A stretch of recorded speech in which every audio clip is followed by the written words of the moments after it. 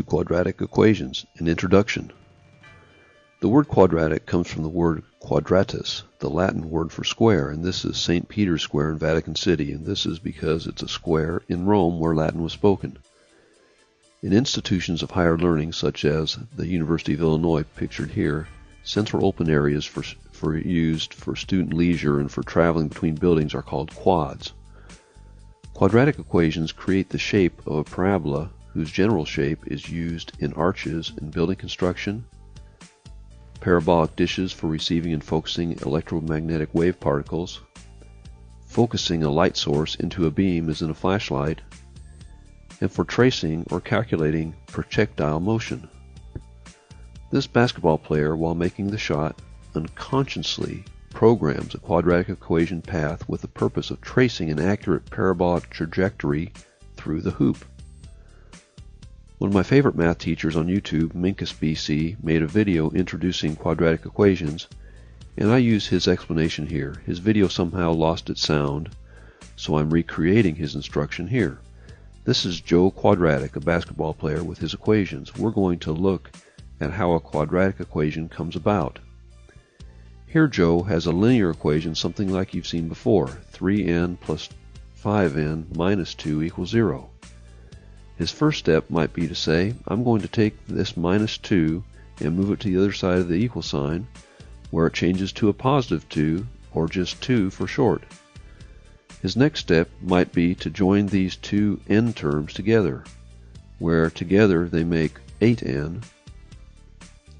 His next step is to look at what it takes to get n by itself to solve for n. Since n is multiplied by 8, he solves by dividing both sides of the equation by 8. 8 over 8 on the left cancel each other, so he's left with n equals 2 over 8, which simplifies to 1/4, but he rewrites it in decimal form as n equals 0.25. Everything is right with the world. The birds are singing and everyone's happy. Now let's look at the right hand side here, and we see that we have the same equation, except here, above and to the right of the first n, Joe places a little 2. Right away, it takes away that step. He cannot take 3n squared and 5n and add them. They are unlike terms, so right away he has a problem. This is what a quadratic equation looks like. It has a squared sign above it here. Now we'll go over the general form of a quadratic equation. This is the first term of a quadratic equation. Note that it has a squared sign. Remember that the word quadratic comes from the word quadratus, which is square in Latin.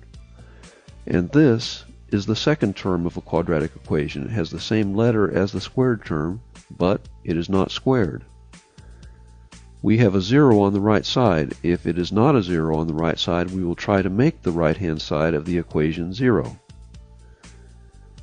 We have some number represented by this a times that x squared. The number may be 1, and if it is 1, we will not need to write it down because no number in front of the letter assumes 1. We have some other number, well, it really could be the same number as the a, this b here, that multiplies this second x in the equation. This number b is added or subtracted. We put a plus sign here now, but it could be a minus sign if this number b is a negative number. And quite often we'll have some number at the end of the left side which is added or subtracted that we call c. That c does not have a letter after it. This is your general quadratic equation in the form x squared plus bx plus c equals 0. This first term with the x squared is your quadratic term. This is what makes it a quadratic equation. This second term is called our linear term. It forms a line if you graph it by itself. And finally, this third term is called the constant term. It always has the same constant value no matter what x is. With no x next to it, the value of this term never changes no matter what the value is for x. Let's look at some examples in the lower left corner of the screen. 5x squared plus 2x minus 3 equals 0. Or you could have x squared minus 6x plus 2 equals 0. Or you could have 2x squared plus 5 equals 0 and have no linear term. Or you might have 5x squared minus 2x equals 0 and have no constant term. And of course the right-hand side may not start out to be 0. You could have 13p squared minus 5p and you might have a 7 on the right side. The right-hand side does not have to start out to be 0, and you can have other letters other than x, like p, like we have here, or q's, or s's, or r's, or whatever. These letters, however, should always be the same in a quadratic equation, and this is your whole family of quadratic equations. What do they all have in common? Something with a squared sign. From here, we're going to progress toward learning how to solve them. Because of the squared term, we need to use different techniques for solving than we use with linear equations, and they will be showed in future lessons. This has been an introduction to quadratic equations. Thanks for viewing.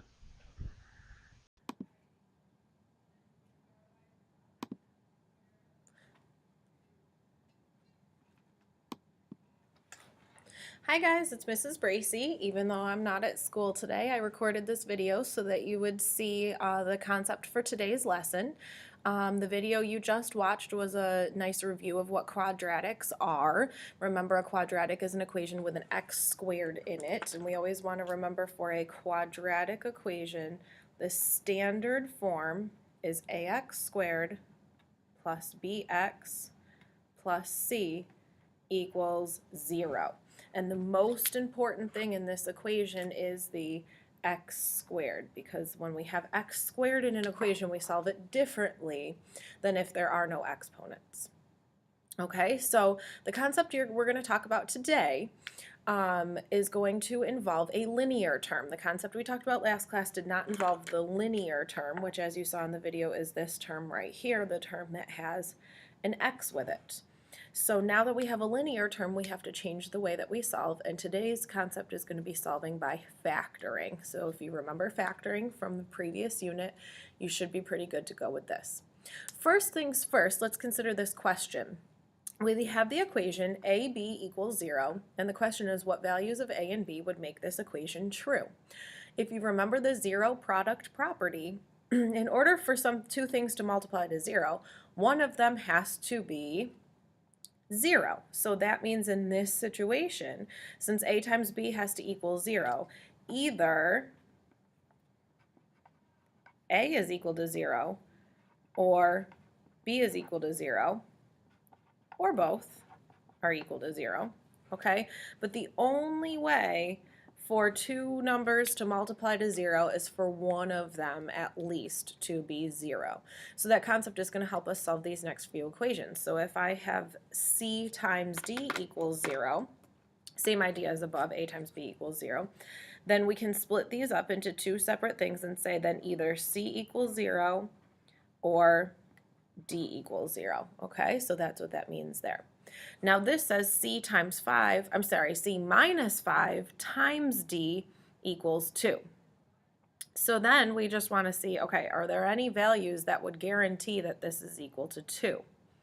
So you could probably think of some different situations, okay, but there would be many different ones, right? We can't say that this has to be 2 or this has to be 2, because in order for them to multiply to 2, they'd have to be either 2 and 1 or 1 and 2.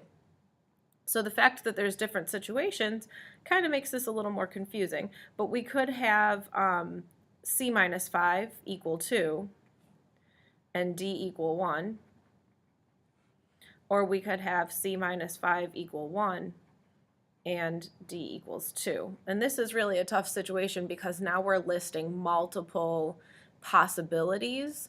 So when we have an equation equal to a number other than 0, because there's so many different possible combinations, it's actually not a way to solve an equation with multiplication like this, okay?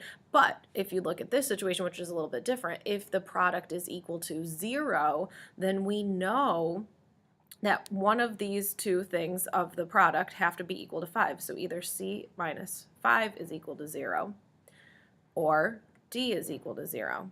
Okay, so if C minus 5 is equal to 0, then C has to equal 5. We can just add 5 on both sides, okay? And so now we know C is 5 or D is 0, and either of those situations will create a true equation here. Okay, so what I want you to notice is the first and the last equation both have that 0, and that's the most important part to solving a quadratic equation. Okay, so the zero product property says if a product multiplies to 0, I think I just spelled multiplies wrong. Is it I-E-S? Yeah, I think you can fix that there. Multiplies to 0, then one of the factors is 0. We're going to use that concept to help us solve quadratic equations by factoring, okay? And that's what we're going to do down here.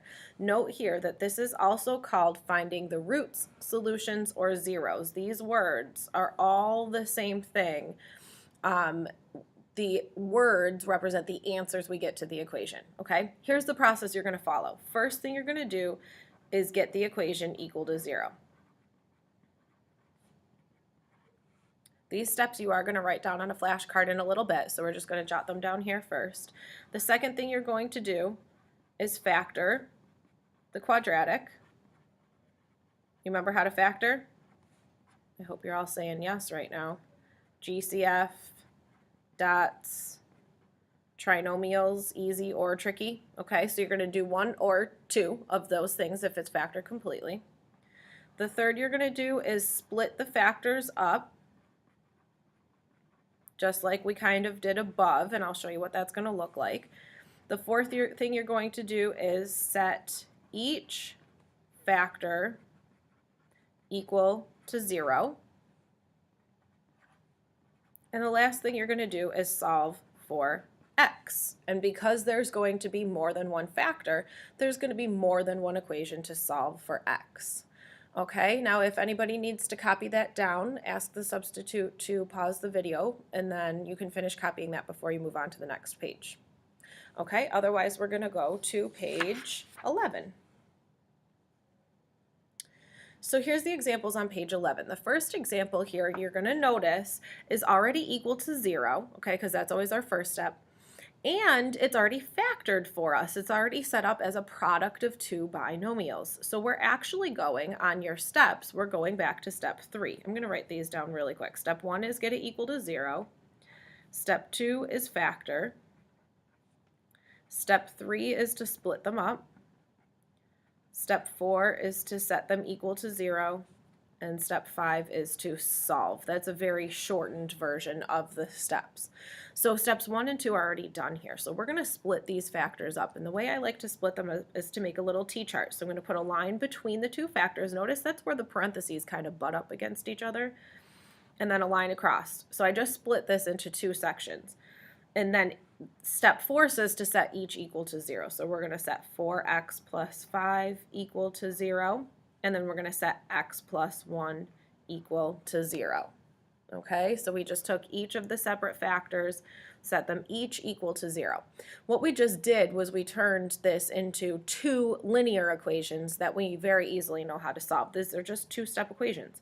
So minus 5 on both sides. So 4x equals negative 5. Notice this is independent from the other example, so I'm going to finish this one out. Now I'm going to divide by 4. And I find that x is equal to negative 5/4, okay? On the second side, I'm solving this independently, so I'm going to minus 1 on both sides, and I see that x is equal to negative 1, and that's all I have to do there. So remember how we talked about quadratics have two roots, and the two roots or solutions to this quadratic are negative 5/4 and negative 1. And what you can do is you can write them sort of as a list. So you can list them there, and then you're going to put these little squiggly brackets around it. I know the squiggly brackets are very hard to draw. If it looks like this, that's fine, as long as I can tell it's a squiggly bracket and it's not like a number 3 or something like that, okay? If you can draw them nicely, that's fine. If you need to just squiggle them out, that's cool too. Okay, look at the second example. So the second example is definitely a quadratic equation, and it is definitely equal to 0. So we're going to go to step 2, and we're going to factor this. So take a second and think, how am I going to factor x squared minus 49? Is there a GCF? No, there's not a GCF. So then we have to decide if it's a dots or a trinomial. And hopefully by now you've realized it's a dots. Dots has two sets of parentheses. So I'm going to go ahead and set up my parentheses. And remember, how do we get x squared? X and x. The signs are always opposite for dots, so plus and minus. And then we think about what do you multiply by itself to get 49, or what's the square root of 49? And that is 7, so you fill that in like that. Okay, so that's just factoring like we did in the last unit. But now we have an equation where this is equal to 0. So this is where we're going to go ahead and split these two factors right down the middle. This is step 3. We'll set up a t-chart to split the factors into two separate equations. The first equation, the factor is x plus 7, and you're going to set it equal to 0. For the second equation, the factor is x minus 7, and you're going to set that equal to 0. You're going to solve each equation for x independently. So on the left, we're going to subtract 7 on both sides, and we get x equals negative 7. On the right, we're going to add 7 to both sides, and we get x is equal to 7. Again, we're going to list these solutions, and lists go in squiggly brackets. Remember, parentheses represent ordered pairs or points on a graph, so we can't use parentheses. We have to use the squiggly brackets to represent this list of numbers, okay? They all stand for the solutions for x, okay? Again, we started with a quadratic equation with an exponent of 2, so we do expect there to be 2 answers. It is possible there aren't 2 answers, but a lot of times you will see 2 answers. All right, okay, let's look at the third example. I did record this and messed it up, so I put a new paper on top of it. And so we're looking at x squared minus 11x minus 24. The first thing we want to do is get this equal to 0. Step 1, get it equal to 0. So if I see this equals negative 24, I need to get that negative 24 and turn it into a 0. And I'm going to do that by adding 24, okay? That will turn that into a 0. If I add 24 on the right, then I need to add 24 on the left. So what I'm going to do is I'm just going to kind of take this and put it all together. And notice right here we have 3 different terms. None of them are like terms. So all 3 of those terms are going to come down here, and we're going to write them in standard form. So we're going to get x squared minus 11x plus 24 equals, what's negative 24 plus 24? 0. And that's how we get that 0 that we have to get to start. The second step is to factor. So does this have a GCF? And it does not. So since there's 3 terms, it's a trinomial. If you look at this front term, seeing x squared indicates it's an easy trinomial. So we want 2 numbers that add to negative 11 and multiply to 24. I'm going to go ahead and set up my answer. As you all know, x squared comes from x times x. So my factors are going to look like that, and my equals 0 is going to drop down. And so if you can't come up with the numbers that add and multiply quickly, you're going to come down here and start making a list. So, or off to the side of your paper, wherever you have room, you're going to make a list of numbers that multiply to 24, like 1 and 24. Well, 1 and 24 are going to add up to a positive, and I want these to add up to a negative. So now I know I'm going to need 2 negatives, like negative 1 and negative 24. Well, those don't add up to negative 11, so we're going to keep trying some different combinations, and if you recognize that they both have to be negative, that kind of narrows it down a little bit. So 2 goes into 24 12 times, so it could be negative 2 and negative 12, but those don't add up to negative 11. 3 goes into 24 8 times, so it could be negative 3 and negative 8, and those add up to negative 11. So those are the numbers that get filled in up here. So now we have x minus 3 and x minus 8. Hopefully you remember the trinomial factoring pretty well, okay? And so now we're at our step 3 where we're going to split them up right where the parentheses butt up against each other. You're going to split up the 2 different factors that you got, the 2 binomials that you got. You're going to set them each equal to 0. So x minus 3 can be equal to 0, or x minus 8 can be equal to 0. And you're going to solve each of these equations separately. So plus 3 says that x is equal to 3, and add 8 on both sides for this one to get x is equal to 8. Remember, these are two separate linear equations, and together they tell us that the solution to this quadratic equation can either be 3 or it can be 8, okay? Now, what does that mean in terms of the problem? That means that if you take 3 and plug it in for x, this equation will be true, and you can try that in your calculator. That also means if you take 8 and plug it in for x, this equation will also be true. Again, you can check that in your calculator. So that means there are two possible solutions that work for this equation. We are very used to there only being one solution to an equation, but now that we have a quadratic, it's possible there are two solutions. Okay, so for the next 3 questions, I'm going to help you with the first step, get them equal to 0, and then I'm going to just stop the video and have you try to see if you can figure out the rest of the equations on your own. And then the last thing you're going to do before you move on to some independent practice is you're going to copy a flashcard, okay? So as soon as we're done with all 3 of these, we'll go ahead and have you copy the flashcard. So the first one, how do we get this equal to 0? This is tricky, but look over here. I see 6x. How do I get that to 0? Subtract 6x. So I'm going to do that on both sides, okay? Just like above, look at what you have over here. Unlike terms. So you're going to write them in standard form. 6x squared minus 6x equals 0. Okay, so you're going to figure out in just a minute here how to solve that. I'm just going to scooch it up a little bit. Okay, and I want you to remember that when you factor, the first thing you look for is a GCF. So keep that in mind when you come back to this question. Just jot that down over there to help you out. Okay, look in the middle. Look at number 2 or the second one in the middle here. Anytime we have an x plus 2 squared like this is the concept we learned last class where we can take the square root on both sides, but we can also solve this by factoring.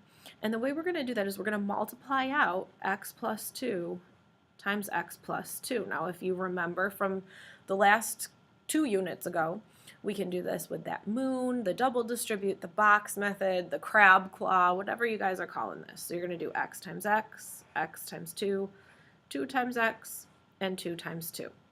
So that's x squared plus 2x plus 2x plus 4. And when we combine like terms in the middle, we get x squared plus 4x plus 4. Now look back up at the beginning. That's what this side was equal to. Now this is equal to 16. Okay, so we multiplied out the left-hand side. Now we know it's equal to 16.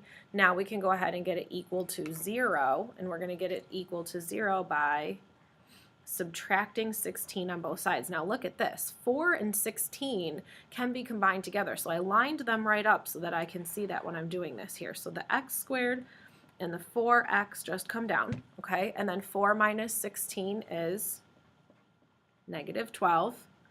And now it's equal to 0. So you can go ahead and factor this. Is there a GCF? No, there is not. So this is going to be trinomial factoring. Okay, come back to that one in just a minute. Let's look at the third example.